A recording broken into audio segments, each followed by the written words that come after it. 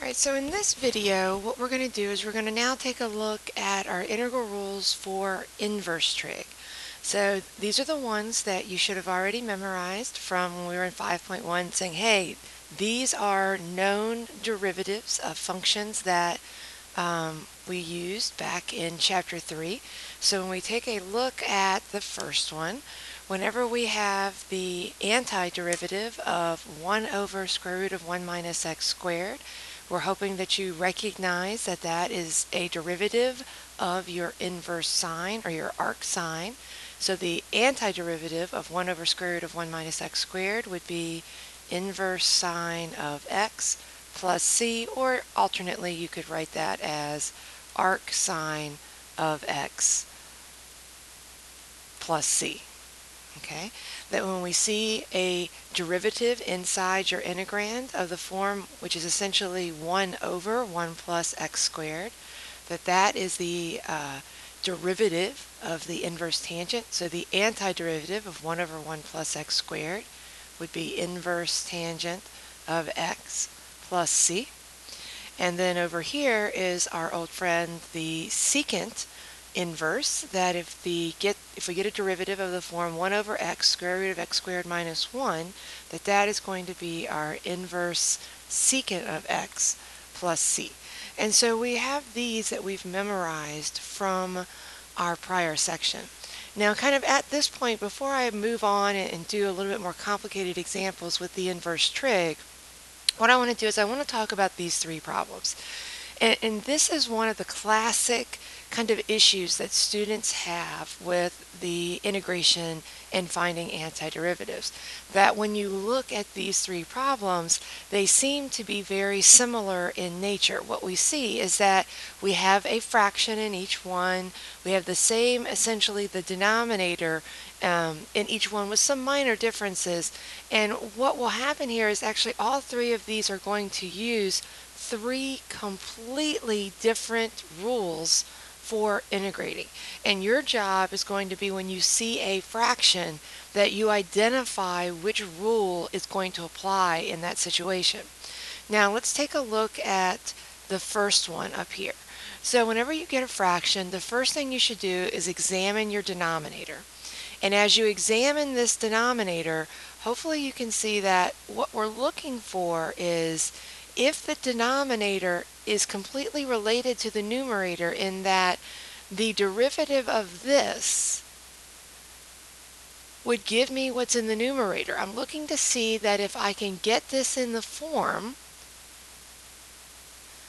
of an integral of my du over u, or alternately 1 over u du. That I'm looking for a way of getting it so that I can use the log rule for integration.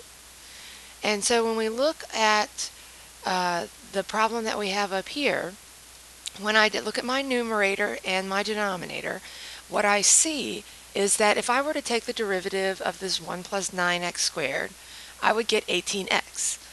This has an x in it, so it's missing a constant. So it doesn't bother me that, remember, if you're missing a constant, we can put in a constant correction. But what I see is that the derivative of this with a constant correction would be the numerator. And so what we're going to recognize is that this is a log rule for integration. So I'm going to put in my missing constant. Okay, and if you need to, you would write down over here, we'd say our u is going to be 1 plus 9x squared. You typically always make your denominator the u. Your du is going to be 18x dx. So we see that we're missing a 18, which basically all I need to do is put in a 6 and take out a 6. Put in my corrector. And then this is now in the form, if I wanted to go ahead and do the u substitution, of 1 over u, and then this whole numerator becomes the du. So that I know that if I am going to integrate this, the log rule is what we're going to use for integration.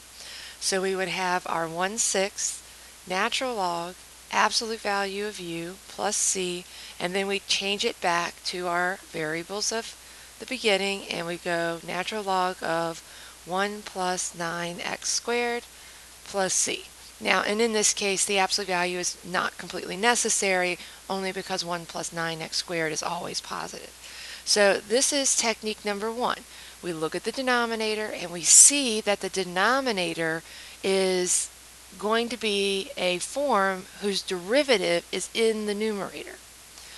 Even when I look down here, okay, I'm still taking a look at the second example, and I still have this 1 minus 9x squared. Now what's different here is that it is inside of a power function. So when we look at this, what I'm thinking of in terms of a rule that I'm going to use for this one we're going to be, wait a minute, this is not 1 over u du, that there still is the derivative of it in the top. I'm still okay that my derivative is in the numerator. The form that I'm looking at here is really going to be integrating 1 over u to the 4th du. Because I have a power right here. So this is actually a power rule. You're going to rewrite this as u to the negative 4 du, and then we would use the power rule for integration.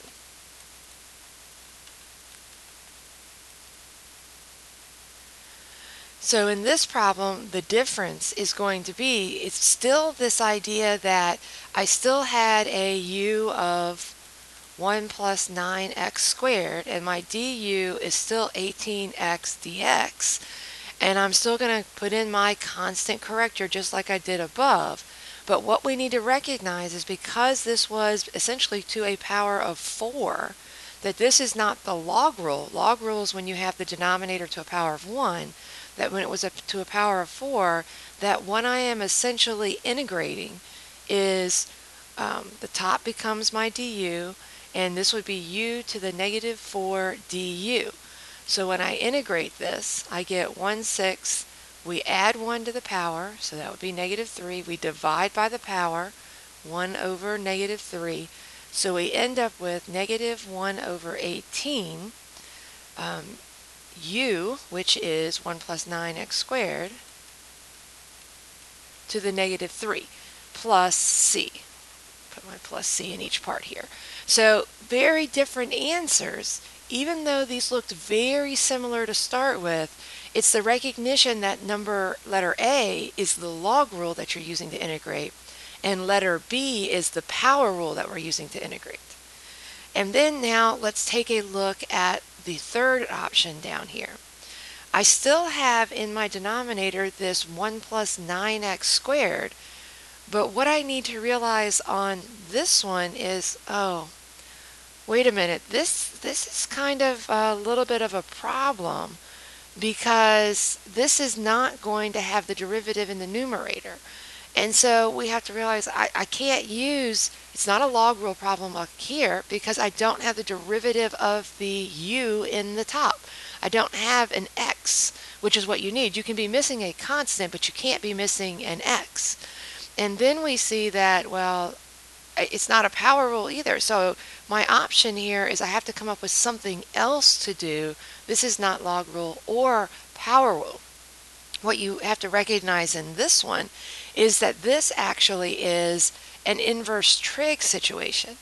What we're going to do here is I'm going to rewrite this, because now let's remember ourselves what our inverse trig. This is really kind of close to inverse tangent.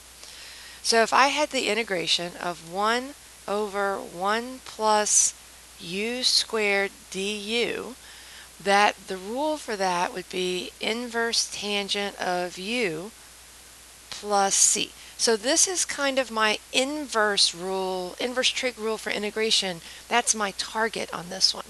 And so because this is really close, notice that there's no x in the numerator. It's only a constant.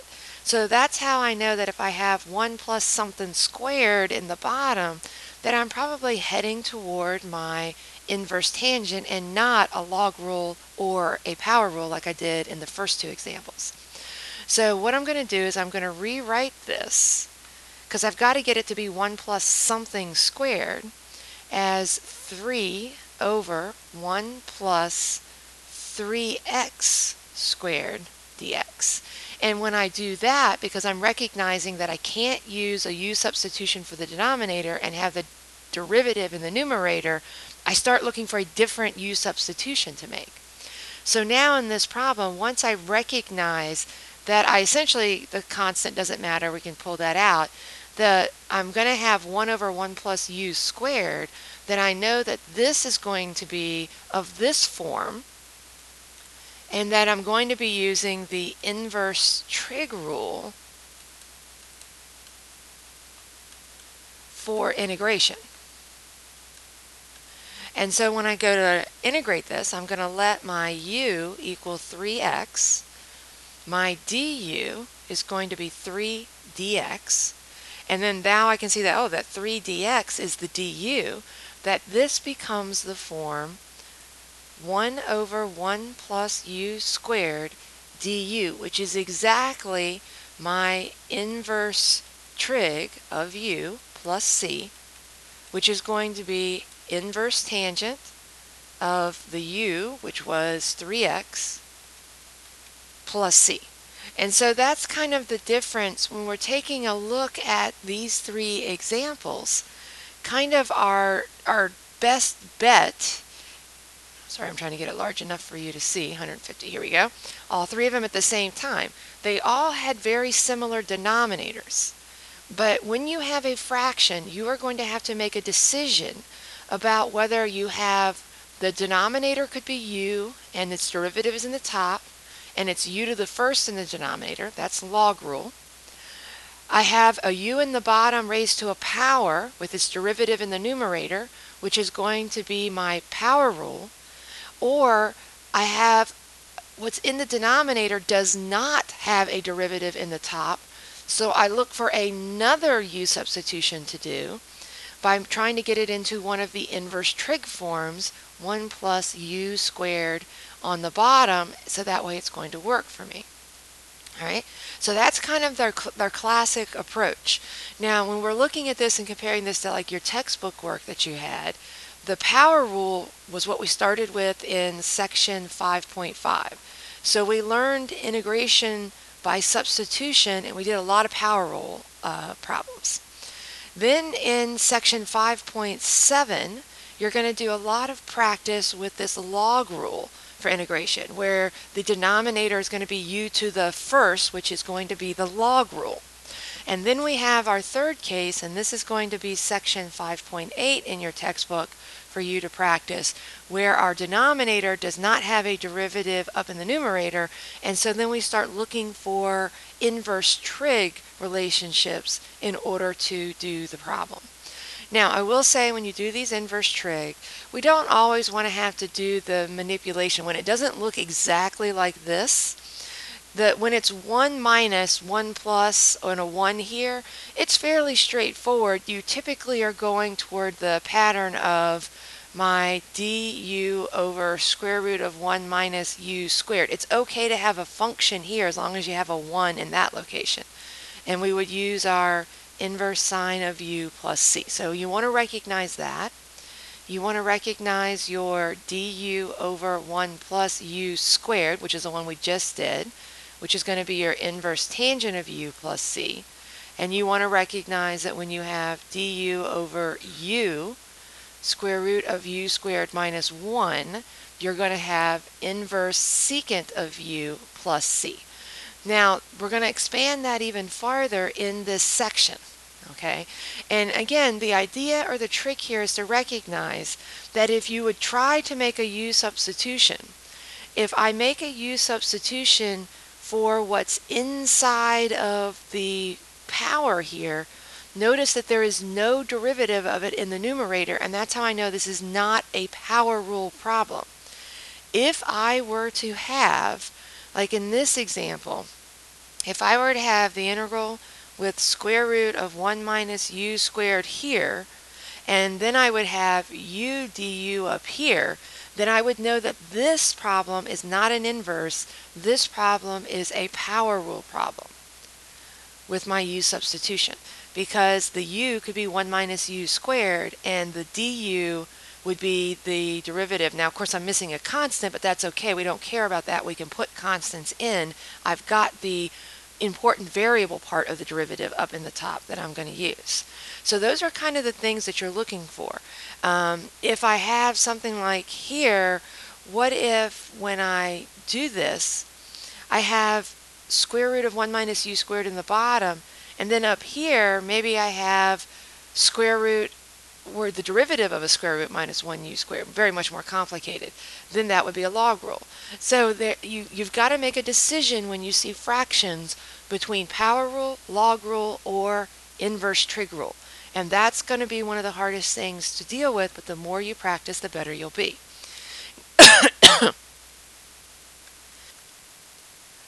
All right, now, and while we're memorizing, sometimes it's just easier to memorize forms than it is to always recreate the wheel each time. Now, I'm gonna show one of these, but then I'm pretty much gonna say these are going to be some forms that you're just gonna need to memorize. That it would be way easier instead of recreating the wheel. I'm gonna show you how to create the wheel on the first one, and then we're pretty much going to say, hey, let's just do this problem using the shortcut rule. All right, so first thing is I kind of examine the first fraction. I see that I have a fraction, so I got to decide between power rule, log rule, and inverse trig rule. So I initially start by thinking, well, if I were to make my u 4 minus x squared, so maybe I'm going for power rule, the derivative of 4 minus x squared is negative 2x. I do not have an x up in the numerator. So this is not a power rule problem. And since I don't seem to have the derivative of what my u selection would be up here, I start to go, this must be an inverse trig rule. So now, which one does it look closest to? If I go back to the ones I have up here, 1 over square root of, well, technically you need 1 minus u squared. You're like, oh, I'm kind of really close to this inverse sine one because I have this I have a number here minus something squared. So, but the idea here is we're going to do some magic with algebra to show that this is inverse sine, but it's a u substitution. I would prefer to have 1 minus something squared. So what I'm going to do here is I'm going to factor out a 4.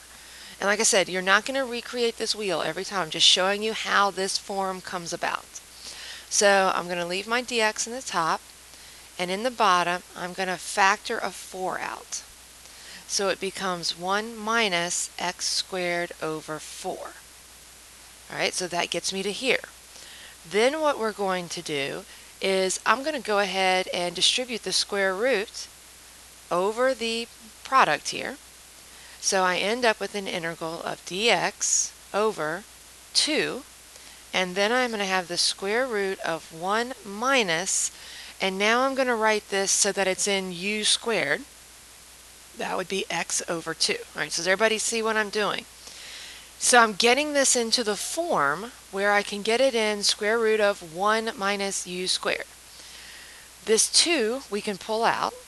I can let u equal x over 2, although you're going to watch this in a second. And then du, if I make that my u substitution, would be 1/2 dx. And I'm like, oh, wait a minute. That 2 right there, isn't dividing by 2 the same as multiplying by 1/2? So that essentially what we have here is I can put this dx, this 1/2 times the fraction, I can put it in the top. That's perfectly fine. This is the same as 1/2 dx over square root of 1 minus x over 2 squared.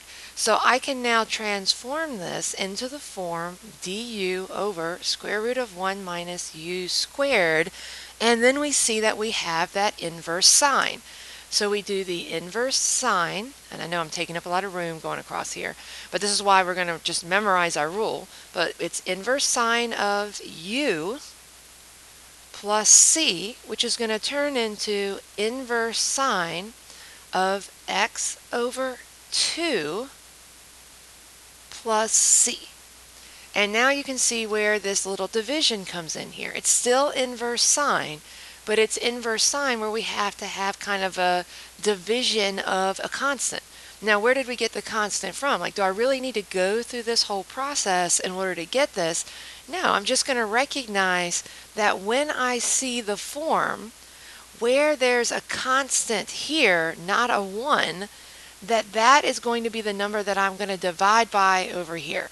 So I'm going to recognize that anytime I have du, or 1 over the square root of a constant minus a perfect square, that I am going to be able to use an inverse sign. And if I have a constant plus u squared, then I'm going to be able to use arctangent, and that's going to have an extra little division symbol here. And then if I have u squared minus a constant, that having constants in these locations instead of 1 should not bother me. I'm still going to use inverse trig, and I am going to add in these little divide by a things in there as we go. Okay, so that's all you have to remember. All right, now let's take a look at the second one. Now you want to be very careful. Notice that in the second one, this is not an inverse trig. That when I look at my denominator and I see that I have this 4 minus x squared, before I jump to inverse trig, I go, oh, wait a minute, there's an x in the top. This is actually a u substitution problem with a power rule. So we identify that we have a power rule for part B. So I'm going to do this one by letting u equal 4 minus x squared. My du is going to be minus 2x dx. And so I see that I have the derivative of the u up here in the top. I'm missing a constant, so I put in my corrector, -2 and -1/2. Just fill it in here. So that what I am essentially doing, and I'll just leave it in this color so it'll contrast with what I wrote below, that what I'm going to end up integrating is -1/2.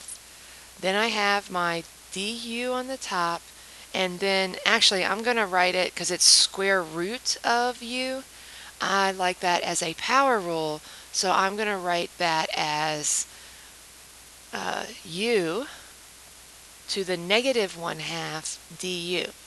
And once we get to here, we're going to integrate this -1/2, u, add 1 to our power, 1/2, divide by our power. Dividing by 1/2 is multiplying by 2, plus c.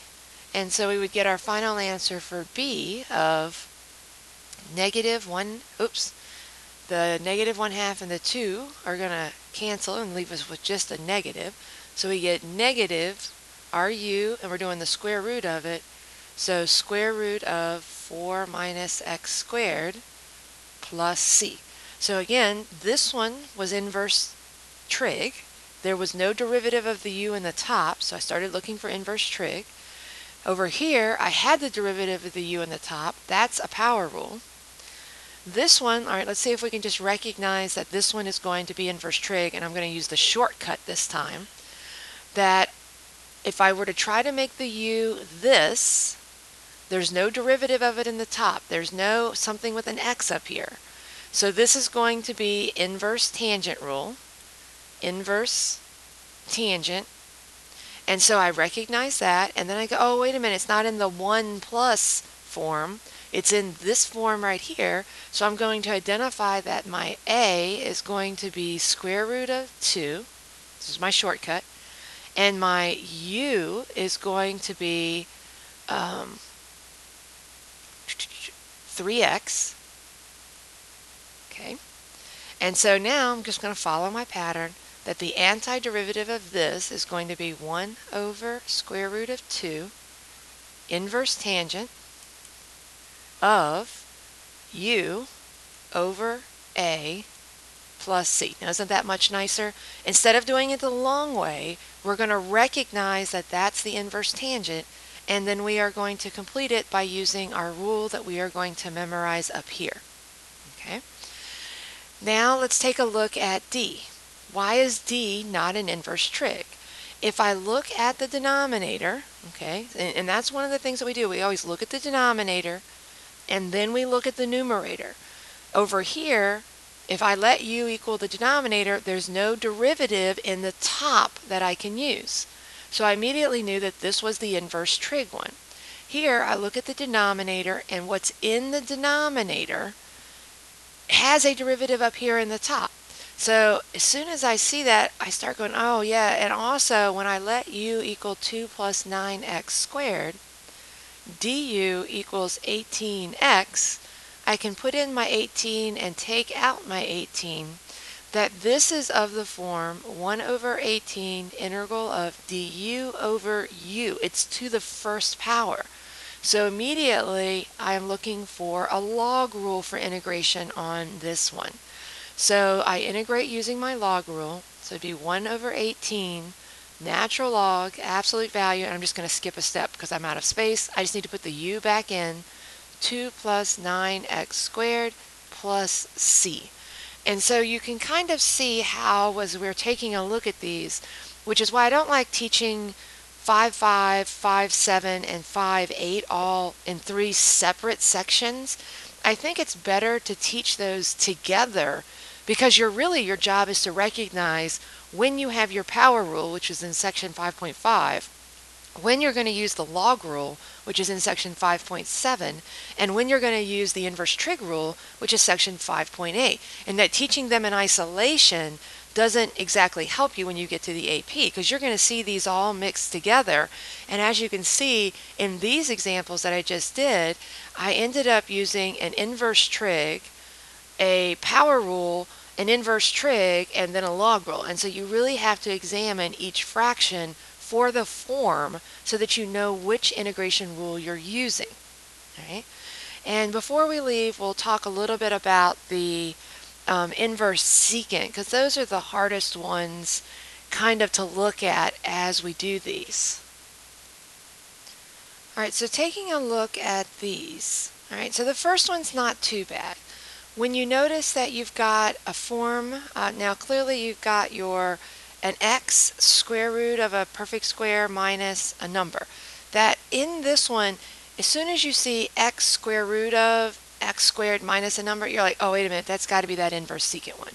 Because remember your inverse secant rules, let's write those down. That if I had 1 over x square root of x squared minus 1 dx, that would be your inverse secant of x plus c.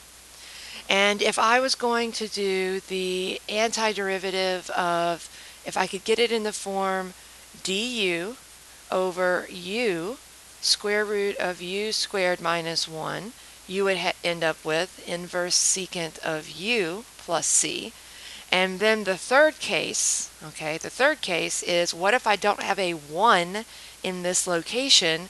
And if I don't have a 1 in that location, that trips me up to here. So I have this additional factor of 1 over a and divide by a over here. All right? And oh, and I guess technically I should be paying attention that because of our domain problems, just like with the log, we need to put an absolute value in here, and I need to put an absolute value in there.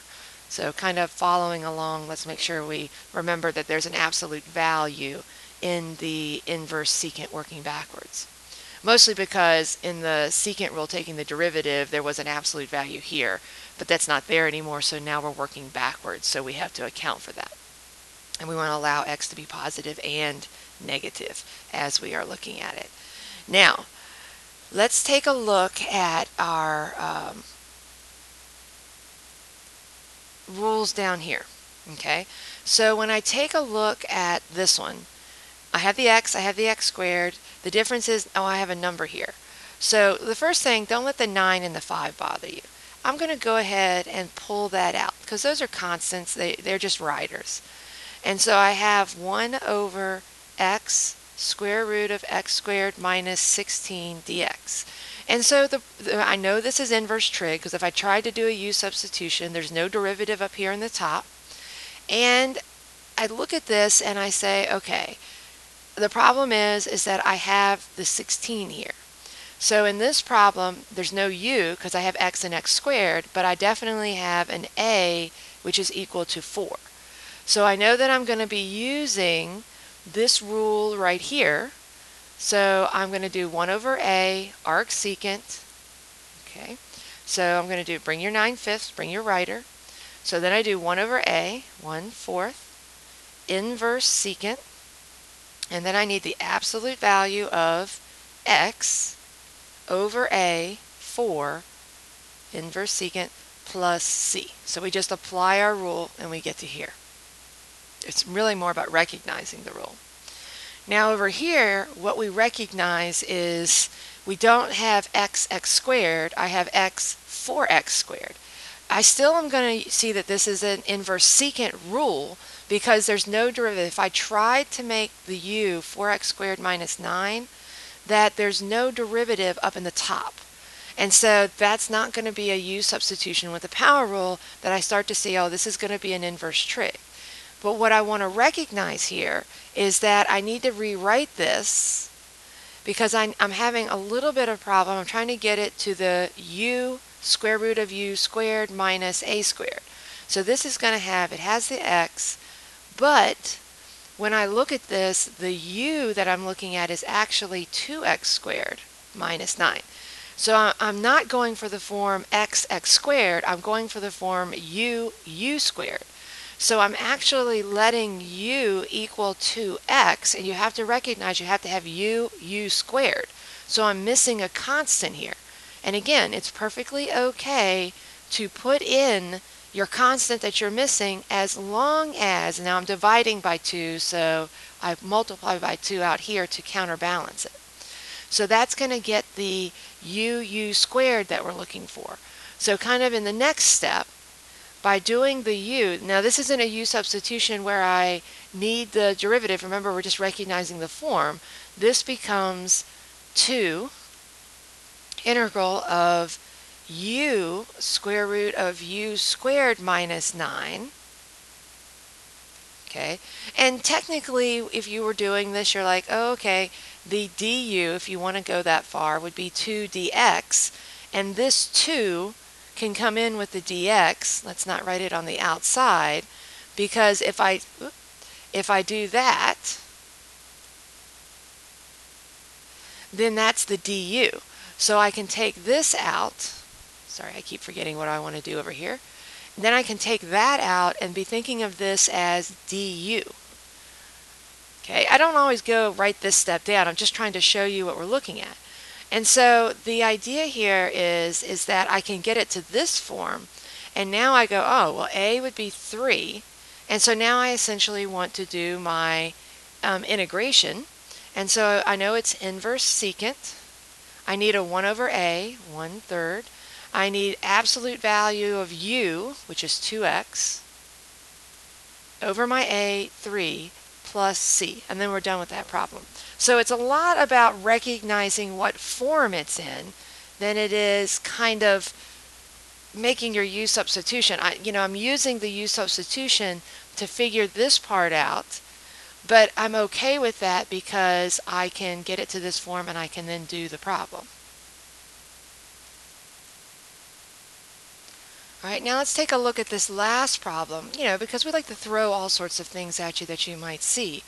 Now, our problem with this one is that in looking at this, the first thing is you'd be tempted to say this is an inverse secant to start out with, but our problem really ends up being that we have e to the 2x minus 1, and there's no u out here. Like if I had u squared minus 1, then I would look for a u squared, or a u on the outside. So I would need e to the x on the outside. So that's not really helping me on this one. And you're like, well, what can I do? So one of the tricks that we're going to have here is that we might need to do a little manipulation of this if it's close to a form but not quite. Alright, so let's take a look at this, and let's be very careful with this one. Like I said, you would be tempted to think that this is inverse secant, because I do have a u squared minus 1, and that's kind of the form, if we look back up at all our forms that we're looking at, when I have a square root with a u squared minus 1, that I'm like, hey, that's inverse tangent. Inverse secant. But the problem is there's no u on the outside of that. And so I'm like, oh, all right, that's not going to be a good thing. So, but what I can do is, let's do a little factoring here. Let me show you something. What I'm going to do is I'm going to take my e to the 2x, and I'm going to factor it out. So when I factor it out, I get 1 minus, now I would get 1 over e to the 2x, all right? But I'm going to rewrite that as e to the negative 2x.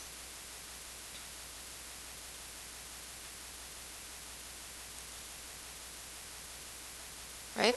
So I have factored it out. And so what I start to see here is that I'm getting the alternate form where I'm going to have 1 minus u squared. So, and let's see what happens to this e to the 2x.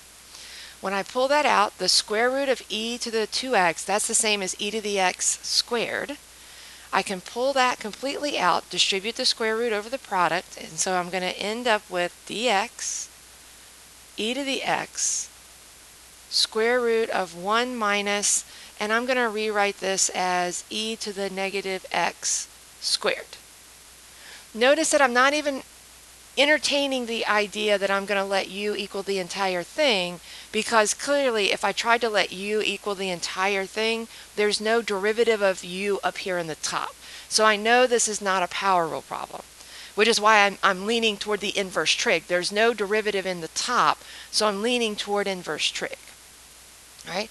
Now this is still not inverse secant, because it's not u squared minus a number, it is 1 minus u squared.